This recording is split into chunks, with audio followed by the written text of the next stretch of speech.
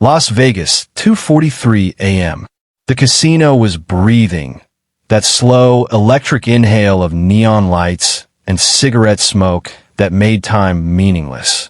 At this hour, the Strip belonged to the desperate and the lucky, and Darius Cole was neither. He sat at the far end of the high-stakes poker table, his last chip gleaming under the harsh spotlight. The felt beneath his fingers was worn smooth, almost slippery. His eyes locked on the dealer's hands, quick, precise, merciless. Across from him, the sharks, men with expensive watches and faces carved into permanent smirks, smelled the blood in the water. They didn't even try to hide it. All in, Darius said, pushing his final chip forward. A ripple of interest went around the table. One of the sharks, a man with slicked back hair and teeth too white for this hour, leaned forward. "You sure you want to go out like this, Cole? Thought you had more fight than that." Darius didn't answer. His stomach was already sinking. He knew the odds. He knew this was suicide, but he also knew walking away with nothing would be worse. The cards turned over. The dealer's voice was flat, almost cruel. "Full house, beats 2 pairs." The table erupted in soft laughter. Someone clapped slowly. Darius stared at his empty hands. His last chip was gone. His last chance gone. His phone buzzed in his pocket. He didn't have to look to know who it was. The loan sharks didn't believe in business hours. The text would be short, sharp, and terrifying. Something like, "You've got 24 hours, or we know where you sleep." He shoved the phone back without opening it. Then he felt it. Eyes on him. Across the casino floor, leaning against the mahogany railing of the VIP lounge, stood Victoria Kane, the queen of this empire. White silk dress clinging to her frame, diamonds at her throat, a face that had seen more fortunes lost than the banks. Her blonde hair was sculpted, immaculate, like she'd stepped out of an old movie where women smoked from long cigarette holders and ruined men with a glance. And she was watching him, not like a gambler, like a hunter. When the dealer gathered the cards, she moved. Her heels barely made a sound on the carpet, but the entire energy of the table shifted. Even the sharks straightened when she approached. "Mr. Cole," she said, her voice smooth, smoky, and perfectly modulated. "I think you had a bad night." Darius gave her a flat look. "You own the place. You'd know." Her lips curved. Not a smile, more like the suggestion of one. She slid a black velvet envelope across the felt. The fabric was soft enough to make him want to touch it, like it had been made for secrets. "Open it." He hesitated, then pulled it toward him. Inside, on thick cream cardstock, was something that made his brow furrow. The velvet ticket. Value, $1 million. Conditions, 48 hours in my penthouse without leaving, or saying no to anything I ask. He let out a short laugh. "You're joking." Victoria's gaze didn't waver. "Do I look like a woman who jokes, Mr. Cole?" "Why me?" "Because you're broke," she said simply, "and men with nothing left to lose are the most interesting." He pushed the envelope back toward her. "Lady, I don't do whatever it is you think." She leaned in, her perfume hitting him, something expensive with a faint edge of spice. And then she whispered name, a name no one had said to him in years. His pulse slammed in his ears. "How do you?" She didn't answer. She just tapped the envelope once, the sound sharp in the silence. "You have one choice to make, Mr. Cole. Take the ticket and your life changes. Refuse, and it ends." He looked around the table, the sharks staring, the dealer frozen, the whole casino seeming to hold its breath. He took the pen she slid across, and he signed. Victoria's smile sharpened. "Good boy. The elevator to the penthouse will be waiting." As she walked away, the sharks muttered behind him. He didn't care. His fingers traced the velvet envelope. It felt soft and strangely like a collar. The elevator ride to the penthouse was too smooth, not the juddering, steel cage ride Darius knew from budget apartments and shady hotels. This one felt intentional, silent, suspended. He could hear his own pulse more than the machine. The doors slid open with a muted chime, and the world changed. The penthouse opened in a sweep of light and impossible views. Floor-to-ceiling windows curved around the entire space, showing Las Vegas below like a living diorama. the strip stretching out in pulsing neon veins, the desert beyond painted in the pale gray of night. From up here, the city wasn't chaos. It was hers. Darius stepped forward slowly, his sneakers sinking into a Persian rug so thick it felt like it might swallow him whole. A grand piano stood in the center of the room, ivory keys moving under invisible hands as it played a low, haunting melody. On a glass counter to the left, a fountain of champagne cascaded endlessly, catching the light in 1,000 liquid diamonds. Nice view, isn't it? Victoria Kane appeared from behind a marble column, barefoot, dressed now in an emerald silk slip that shimmered when she moved.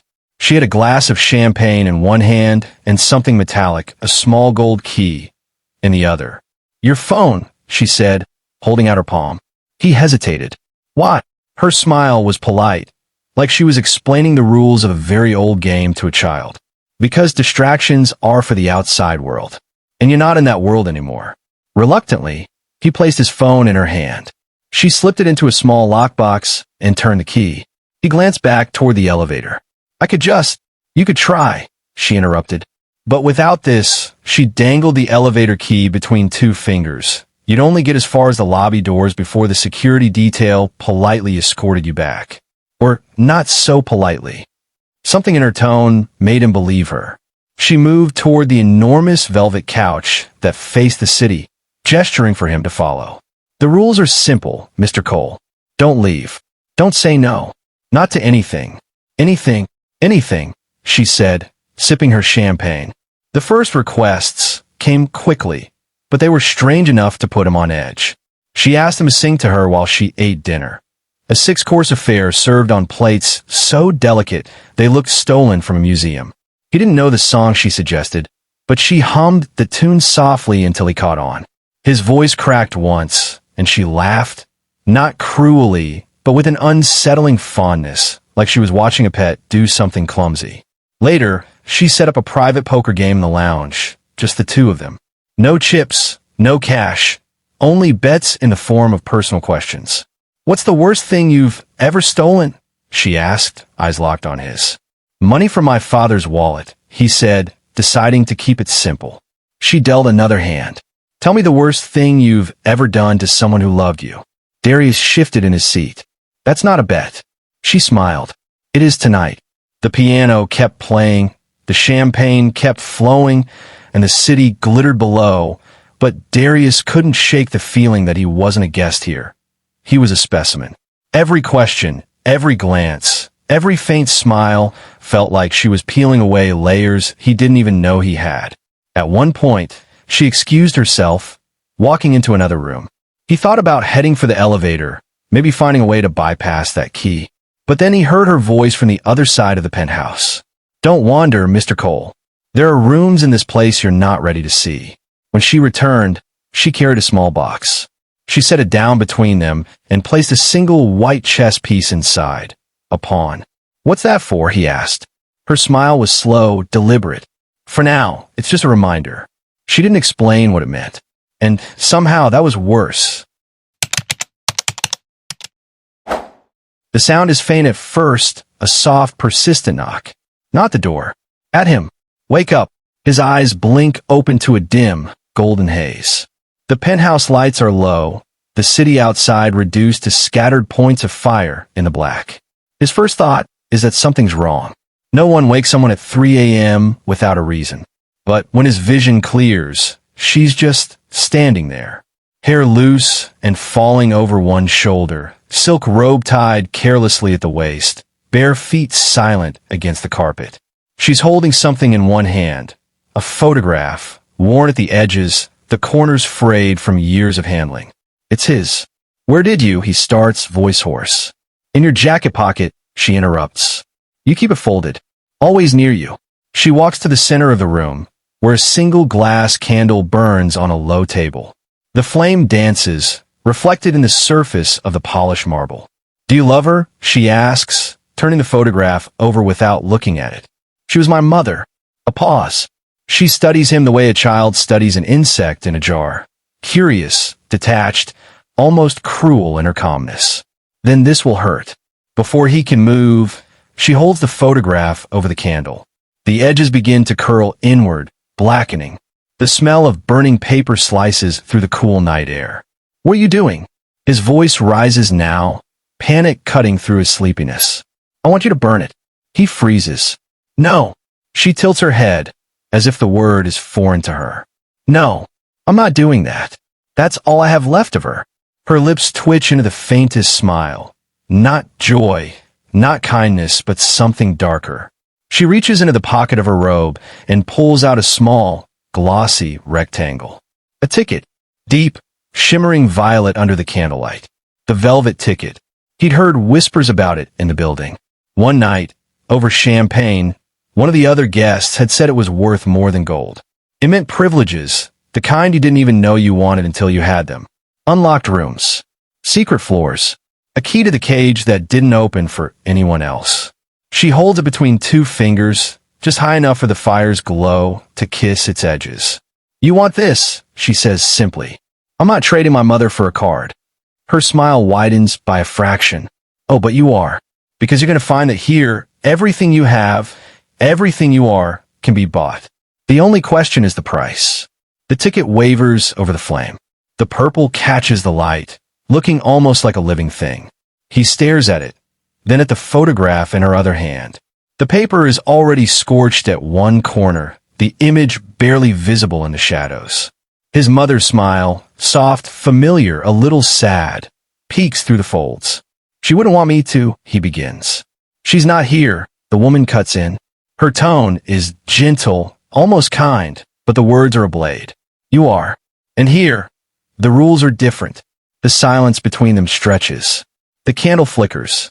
Finally, he steps forward, takes the photograph from her, and, with hands that feel both numb and on fire, lowers it to the flame. The paper catches instantly. The image warps, shrinks, and disappears into curling ash. A thin trail of smoke twists upward, and in it, he swears he sees her face vanish. She places the velvet ticket in his hand. The smooth surface is cool against his skin, almost mocking the burn in his chest. Good, she says, turning away. Now we're getting somewhere. He stares at the ashes, the faint smell of smoke clinging to his fingers. He tells himself it's just an object, that memories can't be burned.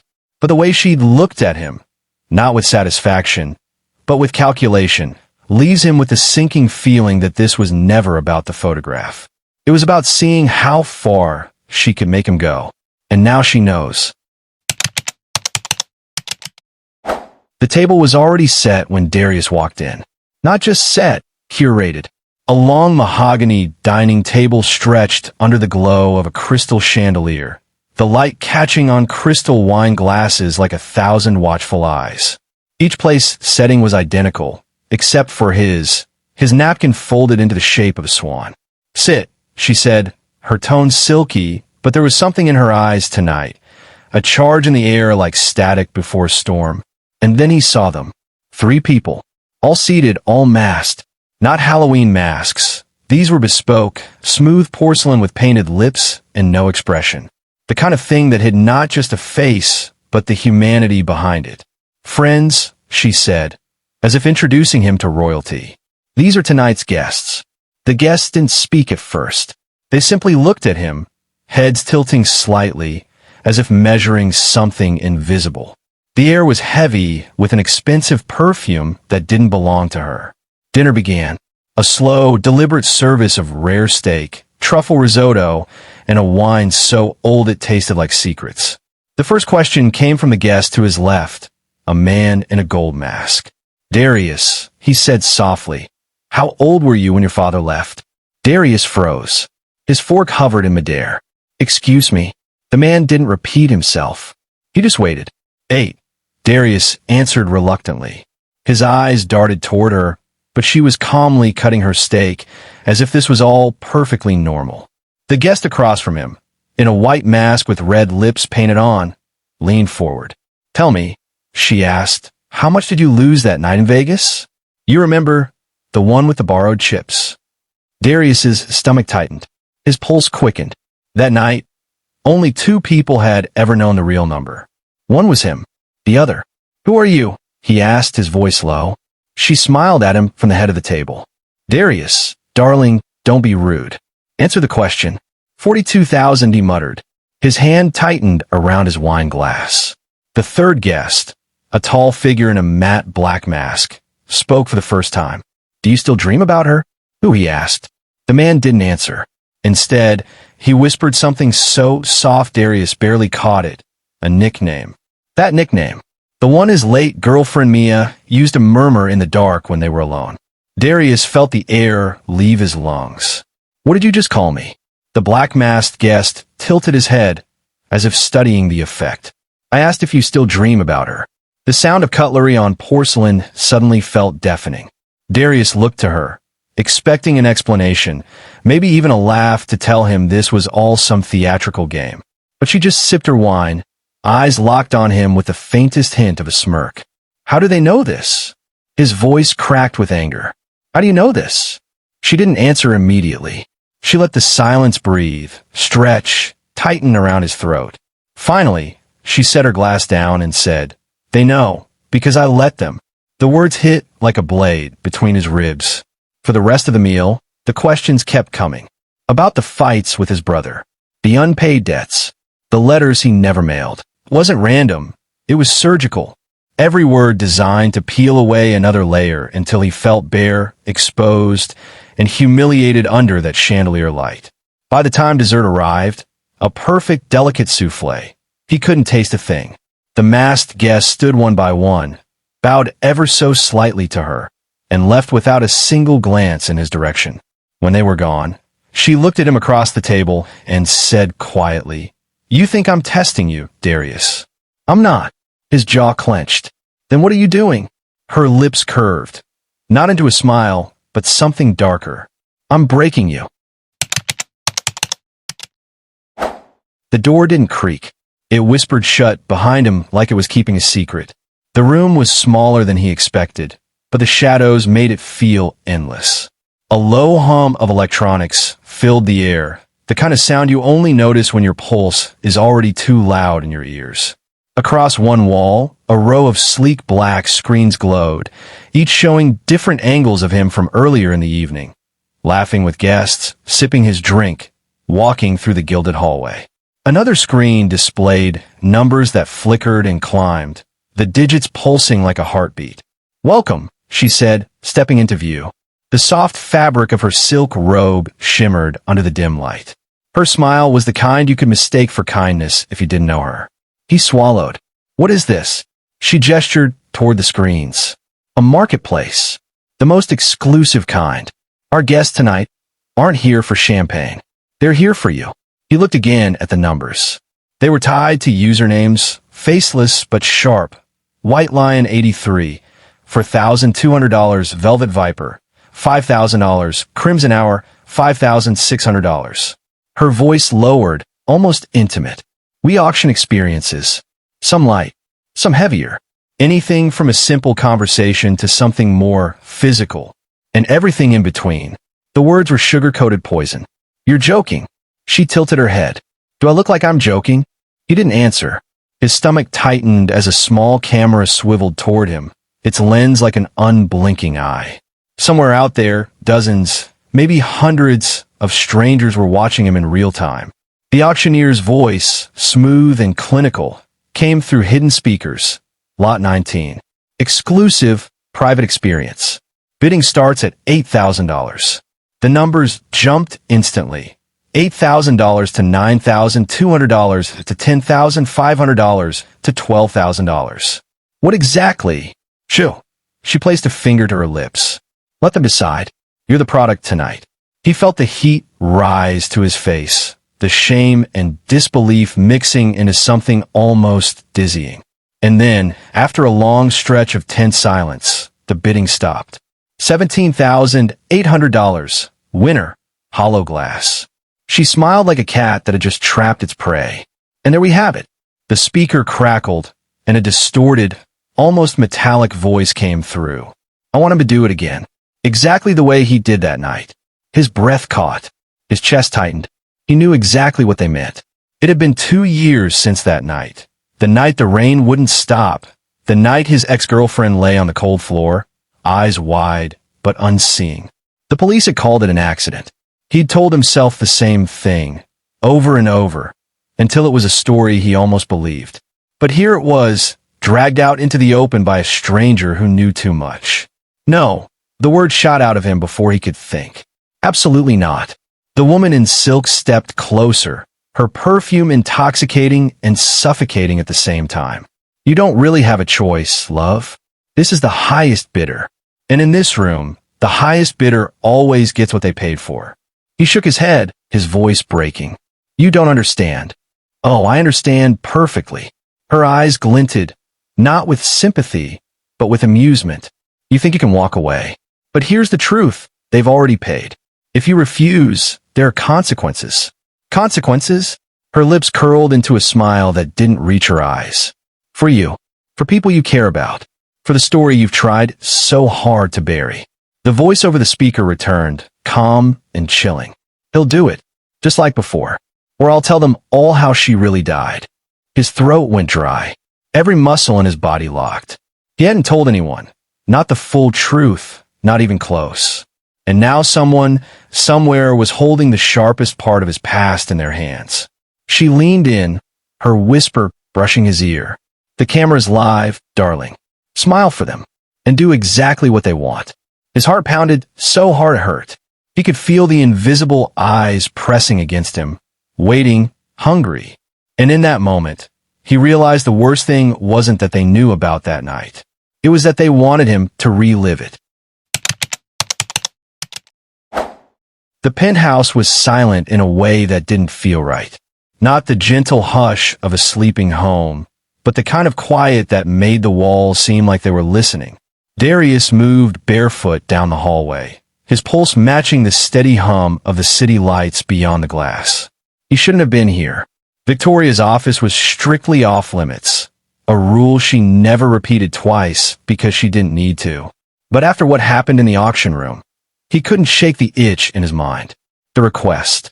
The way she'd looked at him when the highest bid came in, as if she already knew what it would be. The office door wasn't locked.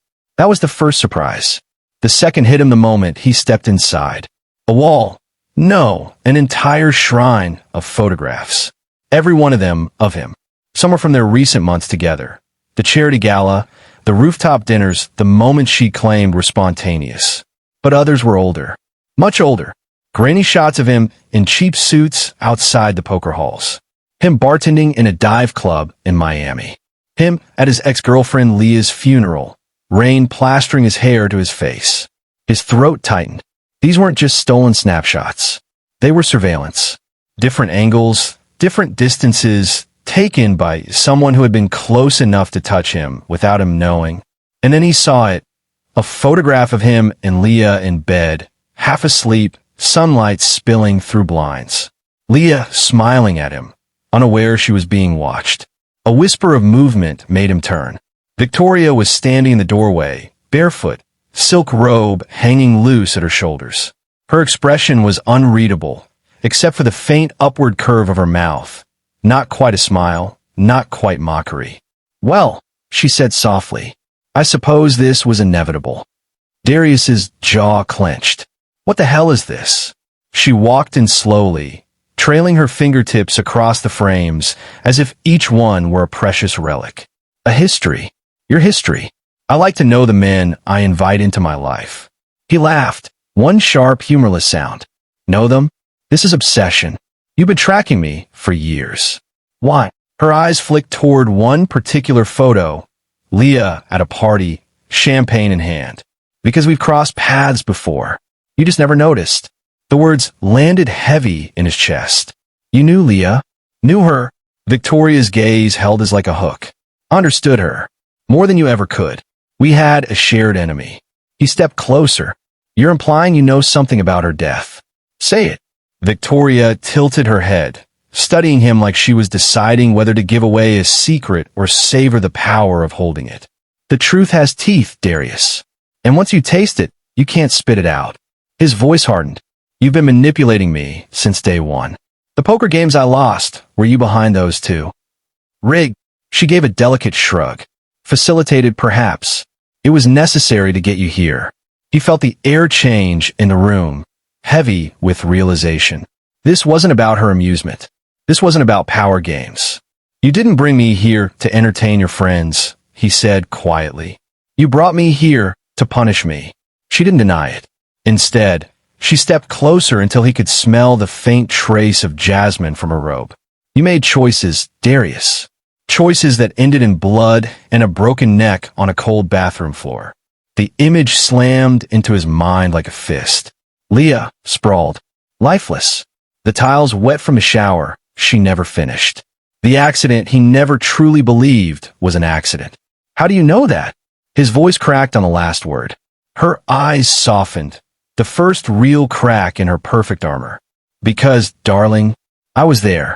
For a moment, the city outside seemed to disappear, replaced by the electric silence between them. His mind scrambled for meaning, for any reason why this stranger, this woman who'd played him like a deck of cards, would be tied to the darkest night of his life. Victoria reached up and touched the side of his face, almost tenderly. You think you're here because you're special. But the truth? You're here because you're guilty.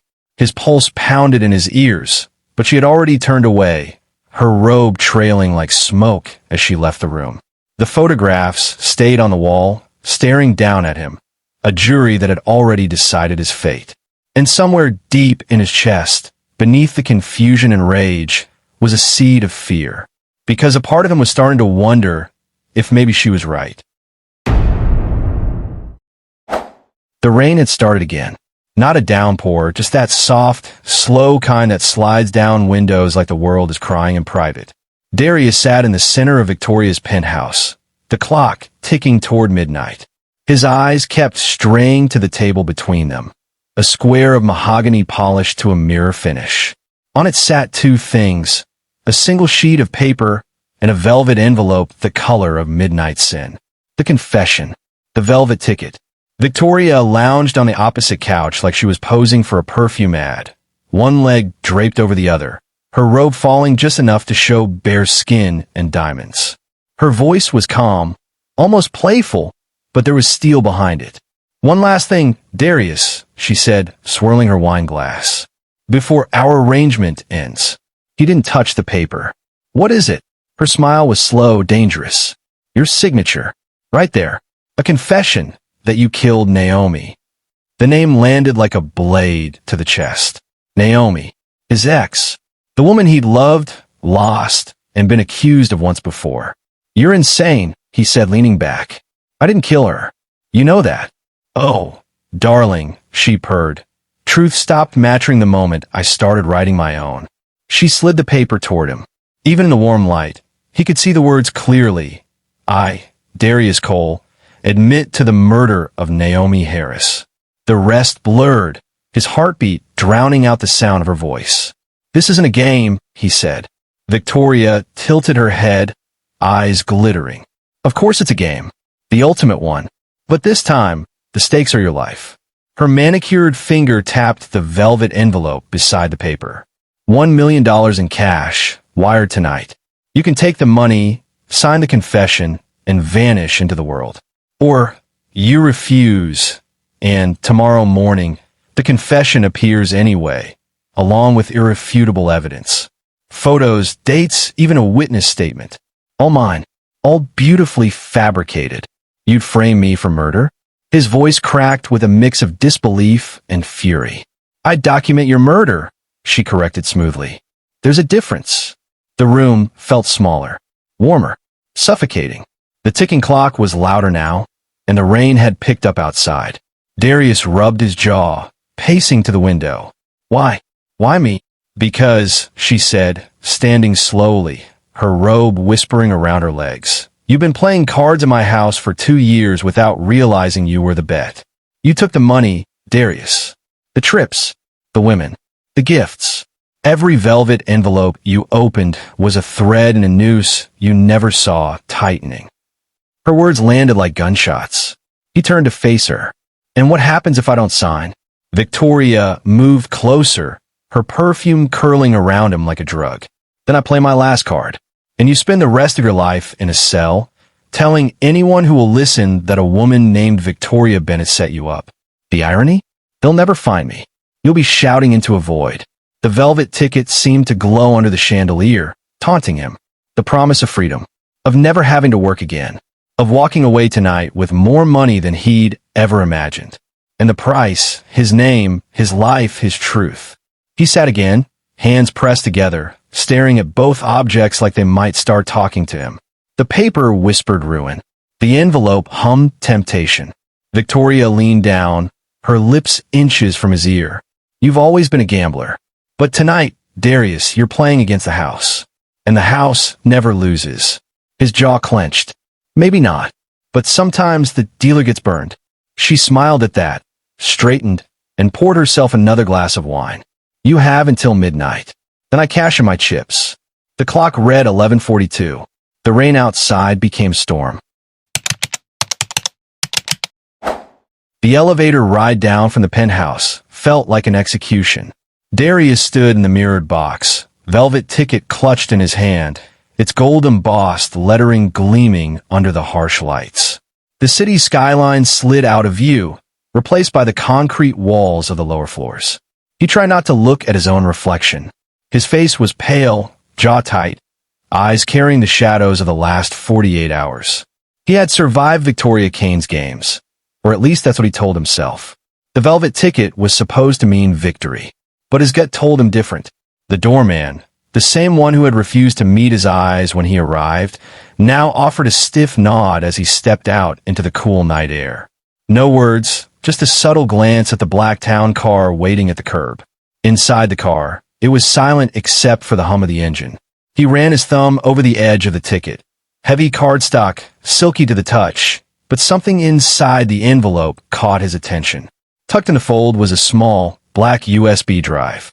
No label. No note. By the time the car pulled up to his apartment, the adrenaline had cooled into a low, anxious throb in his chest. He tossed his jacket over a chair, dropped the velvet ticket on the kitchen counter, and sat in front of his laptop. The USB drive slid in with a soft click. At first, the folder seemed harmless, just a collection of neatly labeled video files. But when he opened the first one, his pulse spiked. It was him, in the penthouse, laughing, drinking, smiling at Victoria. Only it wasn't the truth. The angles, the cuts, the sound bites, they were stitched together to tell a story that had never happened. In one clip, it looked like he was accepting envelopes of cash. In another, he appeared to sign documents, the same one she'd tried to push on him. Except these weren't blank. The screen flashed signatures, contracts, transactions. It was like watching his own obituary being written in real time. And then came the worst. Footage of him entering her bedroom late at night, the sound of her voice whispering something that could be twisted into anything. The audio was faint, but the implication was deafening. A cold weight settled in his stomach. The TV in the corner, left on mute, suddenly lit up with a red breaking news banner. His eyes darted to the screen. Victoria Kane found dead in penthouse. Police named Darius Cole prime suspect. His own face filled the screen. The same still shot from his work ID, only now framed with bold text. Wanted for questioning. The velvet ticket sat inches away, the promise of $1 million mocking him. Whatever power it once had evaporated the moment her name hit the news. He leaned back, running his hands over his face. Somewhere in the city, in some private club or hidden backroom, he could imagine the footage playing on large screens. Men and women in designer suits, sipping champagne, placing bets. Not on the truth, but on him. Would he run? Would he turn himself in? Would he try to fight something that had already been decided? In those secret rooms, the game wasn't over. It had just moved into its next phase. And Darius Cole was no longer a participant. He was the entertainment. Somewhere a clock was ticking. Not for his freedom. For his next move. The motel carpet smelled faintly of bleach and despair, a kind of scent you could taste if you breathed too deeply.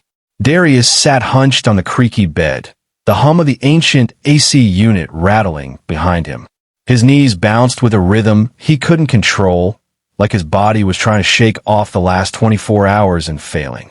The velvet ticket was still in his pocket. He'd pulled it out a dozen times that night, each time thinking maybe it would tell him something he didn't already know, some secret ink, a hidden code.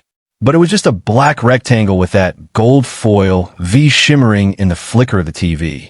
And now, it felt heavier, like it had absorbed every wrong turn he'd taken in Vegas, like it was soaked in blood that wouldn't come off his hands. The motel's TV, a boxy relic from the late 90s, fuzzed and flickered with bad reception until the volume cut through. Breaking. Victoria Kane, 52, found dead in her penthouse. Police have identified a person of interest. The words hit him like a slow knife. His own face filled the screen. Not the Darius he saw in the mirror every morning. No, this was the casino mugshot version. Dark circles, jaw clenched, eyes that screamed I've been losing for a while now. The anchor's voice was neutral but sharp, a scalpel. Authorities describe him as a disgraced poker player with a history of debt and violence. He muttered to himself, "Debt, yeah. Violence? Only when they've cornered me." Everything they were saying was true, at least the parts that painted him as a loser. But the part about her death? That was pure fiction. Still, he could hear the courtroom verdict already forming in strangers' living rooms. The report cut to surveillance footage, grainy and oversaturated. Darius froze. There he was, walking into her penthouse with a bottle of champagne, pouring her glass, smiling, laughing, closing the curtains, stepping into her bedroom and locking the door. It was damning. It was also impossible. None of it happened. He'd poured himself a drink, sure. He'd talked, but he never touched her curtains, never went near her bedroom. And then the truth slid into him like ice water down his spine. She'd been filming him from the start. Not just one camera, not just for security. These were deliberate angles, curated moments. Every smile he gave her had been caught from the most incriminating perspective. She had been building this, crafting a story, editing his life in real time. His stomach churned. He rewound the clip in his mind, trying to find any detail that could prove it fake. Then, as the footage looped on the news, something else caught his eye. In the corner of one frame, partially hidden in shadow, sat a figure. Not moving, not speaking, just watching. It wasn't him. The silhouette was broad-shouldered, still as stone. Darius could barely make out the outline of a jaw, the faint gleam of something metallic. Maybe a watch, maybe a weapon. Whoever it was, they had been there the whole time. The air in the motel room thickened, the buzzing AC now sounding like a distant drill. He leaned forward until his nose was nearly touching the TV screen. The news anchor kept talking, oblivious to the truth in the background. Authorities are urging anyone with information to call immediately. But Darius wasn't hearing the words anymore. He was staring into the shadows of that frame, wondering who the hell the man was and why Victoria never mentioned him. He grabbed the remote, turned up the volume, as if the TV might confess more if he asked nicely. The footage repeated again. This time, he noticed something even worse. The silhouette's head tilted slightly, right as Darius looked toward the camera in the video. Whoever this man was, he was watching both of them. The motel door rattled suddenly, snapping Darius back. Just the wind, he told himself. Just the wind. But his hand went instinctively to the inside of his jacket, where the velvet ticket burned against his chest like a loaded gun. He sat there for another hour, replaying it all in his head. Not just the footage, but every conversation, every smile Victoria had given him. Every move she'd made felt different now. Like the whole thing, from the champagne to the way she touched his hand that night, had been staged for that camera, for that silent audience in the corner. And the worst part? He couldn't tell if the man in the shadows had been her accomplice or her captor. Outside, neon light from a liquor store sign bled through the blinds, bathing the room in sickly pink. Darius rubbed his eyes, but the silhouette wouldn't leave. It had taken root in his mind now, a phantom in the corner of every thought. He didn't know if he wanted to find him or run. But one thing was certain. Whoever that man was, he was part of the reason Victoria Kane was dead. And if the cops didn't figure that out soon, Darius knew he'd have to. The knock wasn't just a knock. It was the kind of pounding that rattled the thin wood and sent a jolt through Darius's chest. He froze mid-breath, staring at the motel door. Dawn light leaked through the blinds, a weak orange glow across the rumpled bed and his half-packed duffel bag. Another pound, then the metallic click of a key card sliding in. The door swung open. Two men in tailored black suits stepped inside like they owned the air. Not cops. Not gangsters. Something worse. The kind of men who didn't need badges or weapons because their presence was the weapon. One of them closed the door softly behind him. The taller one spoke first, his voice calm, practiced. "Mr. Cross," he said, as though reading it off a court record. "We're not here to arrest you." A pause. "We're here to finish the game." Darius swallowed. His throat felt like sandpaper. Game. The shorter man's lips twitched into something that wasn't quite a smile. "You've been playing it for months. You just didn't know the final round was in person." Before Darius could move, they flanked him. No handcuffs, no threats, just a hand on his shoulder, guiding him toward the door, the way a maitre d' might escort an important guest to their table. They drove in silence. Black SUV, tinted windows. The city peeled away behind them until the roads narrowed and the air tasted faintly of damp concrete. The vehicle descended into a parking structure, deeper and deeper, until the fluorescent lights thinned into darkness. A single steel door waited at the end of a corridor. The taller man opened it, revealing a staircase that led down. The sound hit Darius first, a low hum of electronics, the faint shuffle of cards and voices. Muffled but urgent. They stepped into an underground casino unlike anything Darius had ever seen. The walls weren't walls at all. They were giant screens. Dozens of them, stacked floor to ceiling, each broadcasting a different scene. A woman in a penthouse playing baccarat alone. A man locked in a glass room with dice in his trembling hands. An elderly couple in a dim hotel room, whispering over a pile of coins. Each screen carried the same subtle watermark in the corner, a small black velvet square. In the center of the room, under a halo of gold light, sat a single poker table. From the shadows, a figure emerged. He was dressed head to toe in deep velvet, the kind of fabric that drank in the light. Even his shoes had a sheen that whispered wealth. He moved like a man who'd never once had a hurry in his life. "You thought Victoria was the owner," he said, his voice smooth as smoke. "She was just the dealer." He leaned in slightly, his smile controlled, dangerous. "The house always wins." Darius's pulse hammered in his ears. "Who are you?" The man ignored the question, gesturing to the seat across from him. Darius sat. In front of him lay a single poker chip. Heavy, cool, to the touch. Its surface was covered in the same black velvet texture as the ticket, the one that had started all of this. The man slid a thick folder across the table. The leather smelled expensive old. Inside, instead of cards or cash, was a single sheet of paper. The header was a logo Darius didn't recognize, but the text was sharp and short. "Sign this," the man said, "and we erase the evidence. Every camera feed, every trace gone. We give you a new identity, and you walk out with $5 million wired to an account only you can access." Darius stared at him. "And if I don't?" The man's smile didn't falter. "The next time you see your face will be on a most wanted poster in every airport in the world." Darius looked back down at the paper. His breath caught. His own name was already signed at the bottom. The same signature he'd scrawled on countless bar tabs and apartment leases. He frowned. "Ow!" The man in the velvet suit tapped the chip with one manicured finger. "We've been playing longer than you realize." Darius felt the air in the room shift, heavier, warmer. The screen seemed to close in on him. Every set of eyes in those broadcasts felt like they were watching him now. Waiting. His hand hovered over the contract. The velvet man leaned forward, his gaze locked. "You've seen the board. You met the pieces. Now, you could be the house, or you could be another player who lost."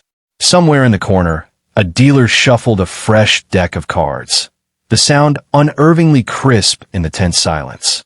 Darius thought about Victoria, about the nights he'd told himself he was in control, about the lies, the deals, the envelopes slid under his door. Maybe this was how it always ended. Not with cops, not with violence, but with a choice that wasn't really a choice at all. He took the pen. The velvet man's smile deepened. "Welcome," he said softly, "to the house." The lights went out. The hum of the screens died. The room was swallowed in darkness. Somewhere in that black, Darius felt the weight of the chips still in his palm, heavier now, as if it carried more than just the game. And then, a single spotlight snapped on, illuminating the table. The seat across from him was empty.